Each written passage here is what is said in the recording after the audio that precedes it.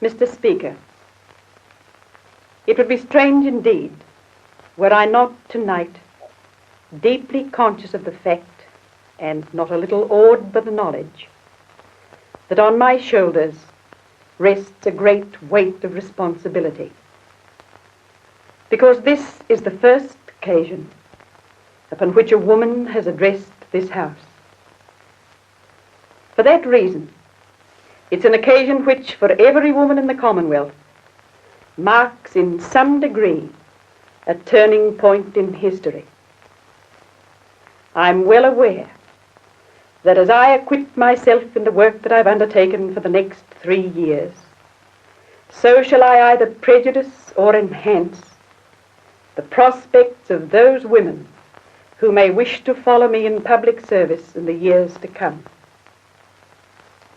I know that many honourable members have viewed the advent of women to the legislative halls with something approaching alarm. They feared, I have no doubt, the somewhat too vigorous use of a new broom. I wish to reassure them. I hold very sound views on brooms and sweeping.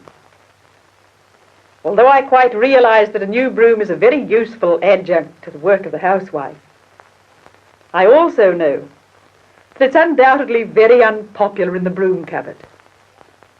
And this particular new broom knows that she has a very great deal to learn from the occupants of, well, I dare not say this particular cupboard.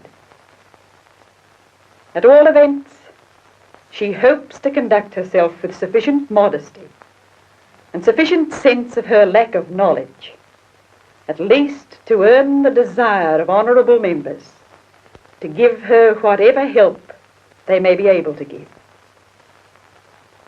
I believe very sincerely that any woman entering the public arena must be prepared to work as men work. She must justify herself not as a woman, but as a citizen. She must attack the same problems, be prepared to shoulder the same burdens. But because I am a woman and can't divest myself of those qualities that are inherent in my sex,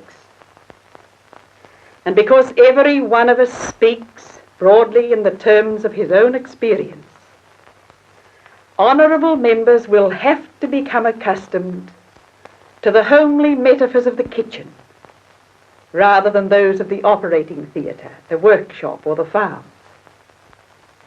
They must also become accustomed to the application to all kinds of measures of the touchstone of their effect upon the home and family life. I hope that no one will imagine that that implies in any way a limitation of my political interests. Rather, it implies an ever-widening outlook on every problem that faces the world today, because every subject, from high finance to international relations, from social security to the winning of the war, touches very closely the home and the family. The late King George V, as he neared the end of a great reign and of a good life, made a statement upon which one might well base the whole of his political philosophy, when he said, "The foundation of a nation's greatness is in the homes of its people." Therefore, honourable members will not, I know, be surprised when I say that I'm likely to be even more concerned with national character than with national comfort. Somewhere about the year 1830, there began a period in Australian history which for me has always held a peculiar fascination. I should like to have been born about that time. I should like to have been alive in the days when bushrangers flourished, when life was hard and even raw, when gold was discovered, when all the colonies became states, and when all the great social and political movements were born which so coloured the fabric of Australian life. Because during all those years, very much of what we now know as the Australian character was formed.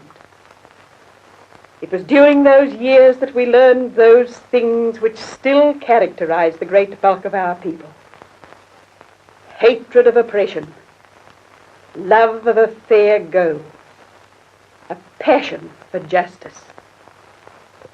It was in those years that we developed those qualities of initiative and daring that have marked our men in every war in which they fought, qualities which I hope will never be allowed to die. We are now on the threshold of such another era, when further formative measures will have to be taken, because we are today an organised community which no longer exists purely upon the initiative of its individual members. And if we would serve Australia well, we must preserve those characteristics that were formed during that early period in the beginning of our history. I've been delighted, since I came here, to find the almost unanimity that exists in respect of the need for social service and in respect of many of the other problems that have been discussed in this chamber. In the matter of social security, one thing stands out clearly in my mind. These things are necessary in order that the weak shall not go to the wall, that the strong may be supported, that all may have justice. But we must never so blanket ourselves that those fine national qualities of which I've spoken shall no longer have play.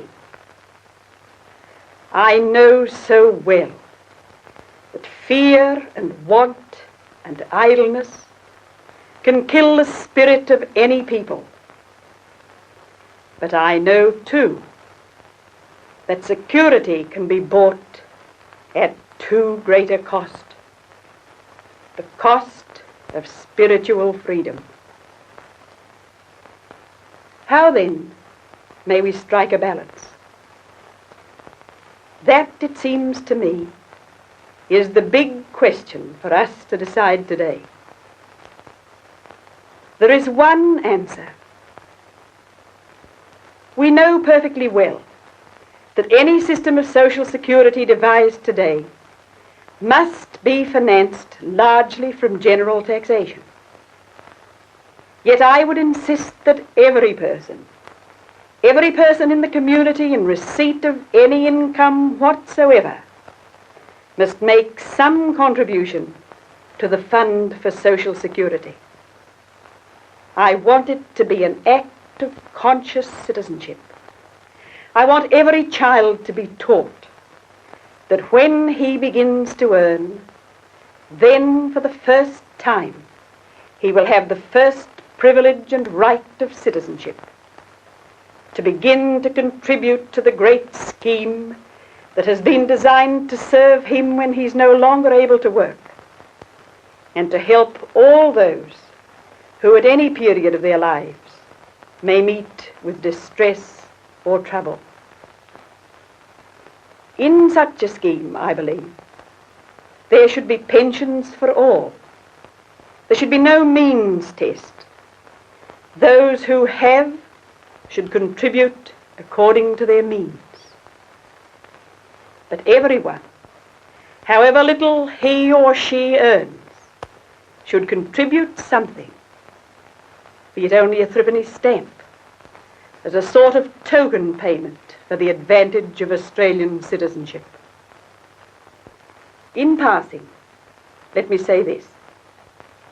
There is one reform at least that could be applied to our present pension system, which would have the greatest effect in making a little brighter the lives of those upon whom the years are already closing in.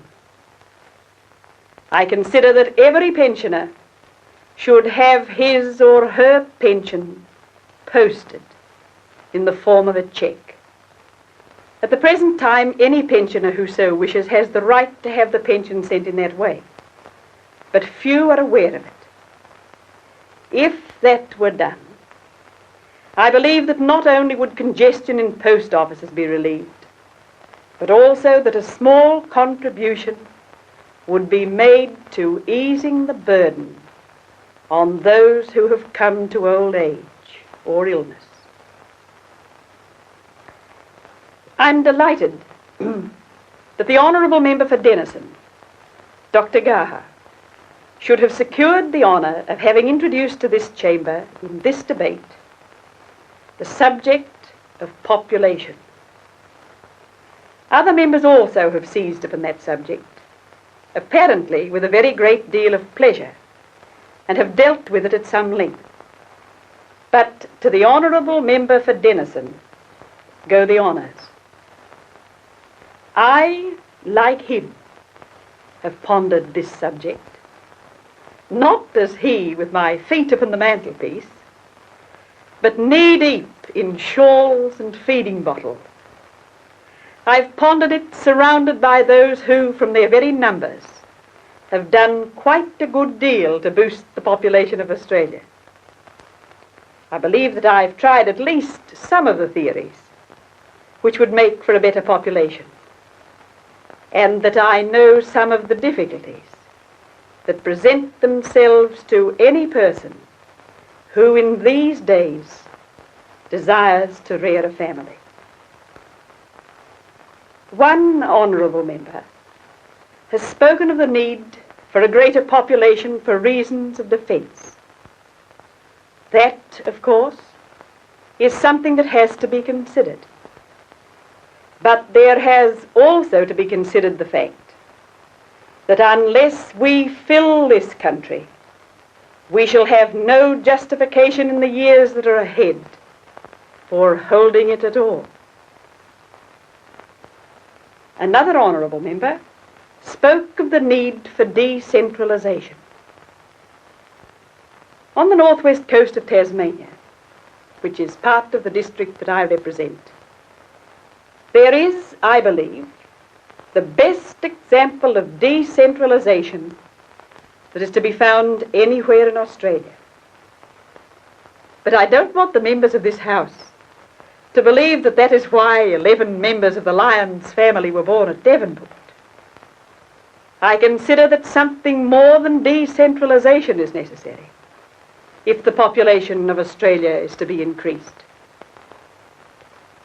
It would be well, perhaps, to go back a little while and look for the reasons for the decline of population during the last 50 or 60 years. Two main reasons are ascribed. The first, the growth of industrialism and the changed conditions resulting therefrom. Population became urban instead of rural, and the conditions in which children were brought up became less and less suitable. People were crowded, housing was inadequate, and the large families went to the wall. The incidence of disease increased, and industrial disease came with the development of new occupations. The workers were unmercifully exploited. State paternalism became necessary, and even in state paternalism, certain reasons for the decline of family life can be found. At the other end of the social scale, other reasons can be found for the declining birth rate. New inventions and the provision of luxuries provided new ways of spending incomes and leisure. There was less domestic help to be had. And finally, people began to think that the woman who became the mother of a family was something of a lunatic. About 30 years later, she began to be regarded as something of a criminal lunatic.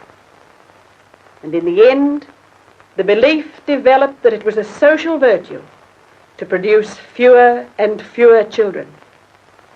Where such a state of affairs exists, it's a matter of courage, even of hardihood, to have a family of more than 2 or 3.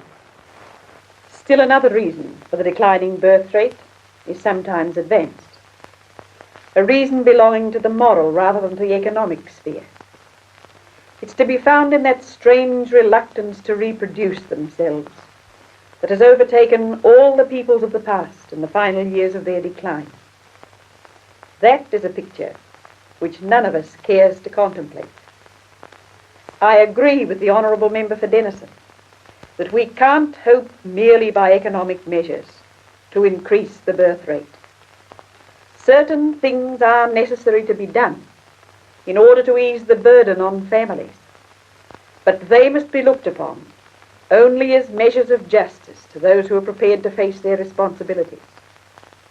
We need maternity and nursing services. We need some kind of domestic help service. We need better houses. But those things cannot in themselves revive the falling birth rate. We must look to the basic wage, which at present provides for the needs of 3 children for every man who receives it. Yet how many thousands of men in this country have no children at all? How many have fewer than 3? Yet the 3 notional children of the man who hasn't any militate against the success in life of the children in other families of 6 and 7 and 8. The basic wage is meagre enough in all conscience, too meagre, but it should be estimated upon the needs of a man and his wife, or of a man who must later provide for a wife, and the children should be provided for by an extension of the child endowment system.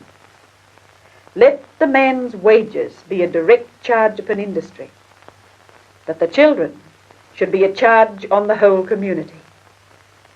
If we hope to increase the birth rate, we must look to a resurgence of the national spirit, a resurgence of national vitality. We must look to a new concept of the dignity and worth of the family in the social order. I believe with Monsieur Paul Bureau that the family is the matrix of humanity, the sacred laboratory in which every unit of human society is prepared, organized, and maintained. And if that laboratory is disorganized or chaotic, the most serious disorders in social life must be expected. Let us pause for a moment and think of the time when the war shall end. Many speakers in the course of this debate have said that they believe that the war will end during the life of this Parliament. And all too many people hope and believe that by the attainment of victory we shall step straight into the golden age. Nothing could be more foolish, because the golden age will arrive only when you and I and everyone else have made some contribution towards it. We shall have to plan for it and work for it and sacrifice ourselves for it. We speak of the men coming back, who must be kept on army rates of pay until suitable work can be found for them. It sounds easy, but it's very, very hard. First of all, what is suitable work for each of these men? It won't be sufficient merely to let them go out and take any kind of work. The employment offered them must provide a reasonable prospect of congenial occupation, perhaps for the greater part of their lives. And they won't want to stay on at army rates of pay. They're young and eager and impatient, and they'll be heartily sick of everything to do with the army and with war. We must have patience for them. We must be prepared, particularly the women, to hold in stability those who have come back still in the grip of the restlessness engendered by war. Those who return will be for the most part in the age group of 20 to 30 years. They must be trained to a trade or profession. Our present apprenticeship laws can't provide for their needs and will have to be readjusted.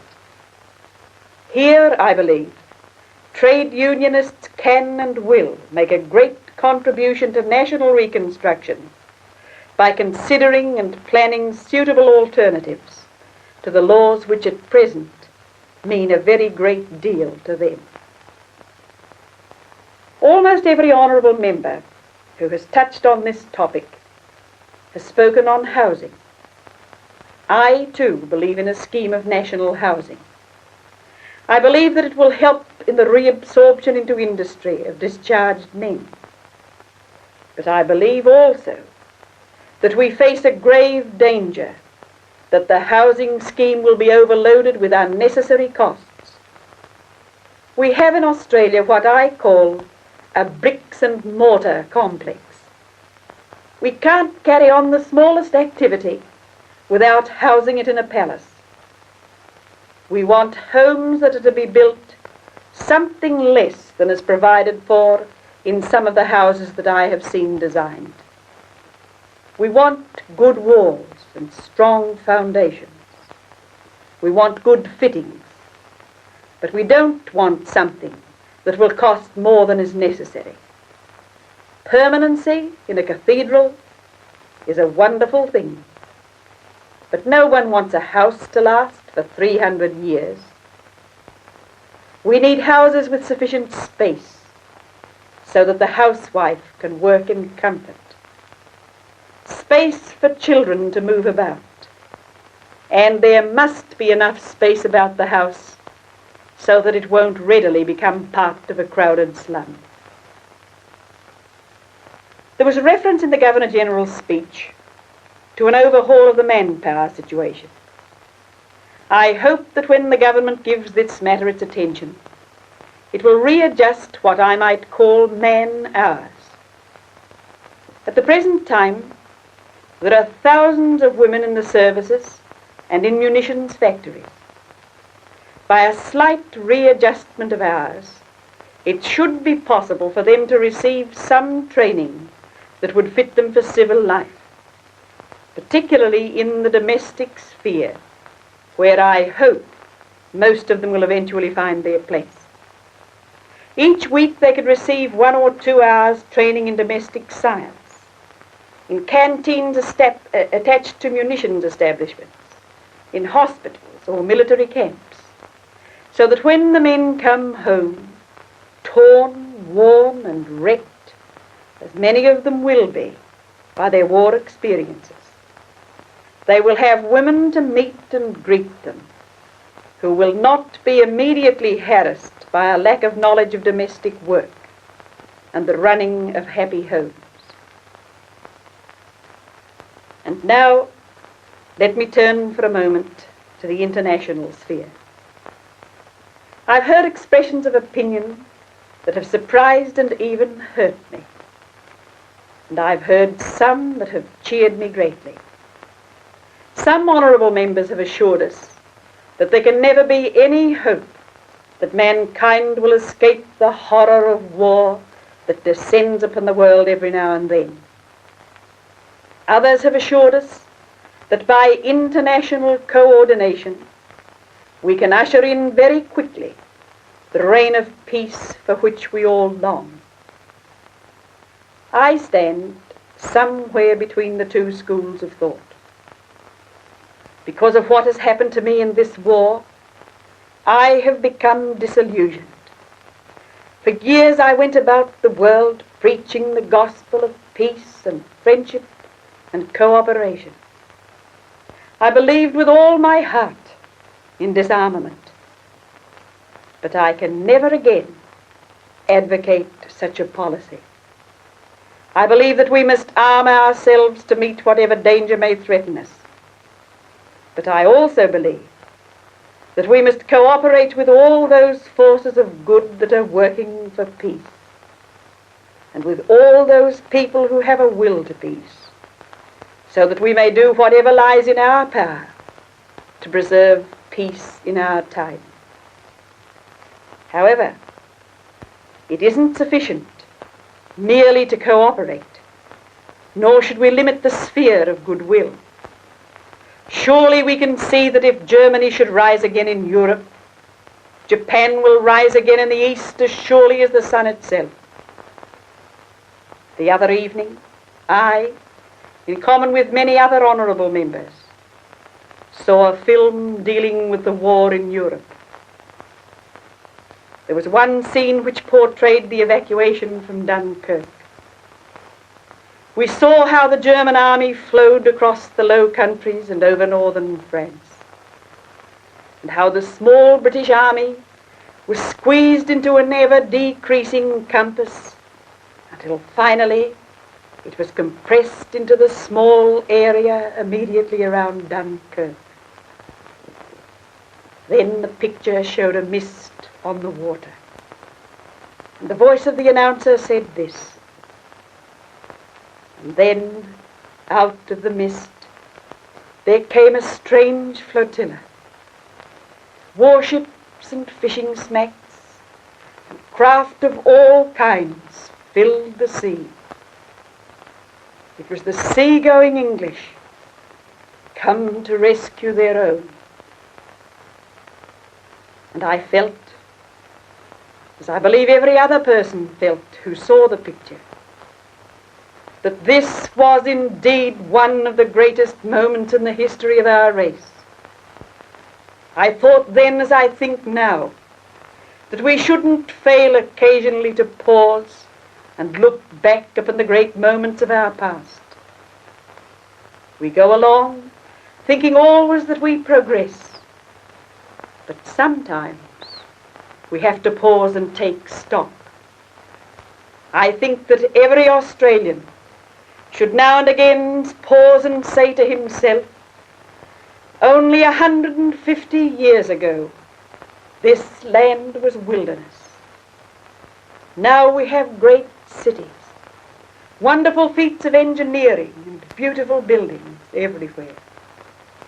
And this is still a land of promise. We can't afford to neglect some recognition of our past, even though we gaze into the future.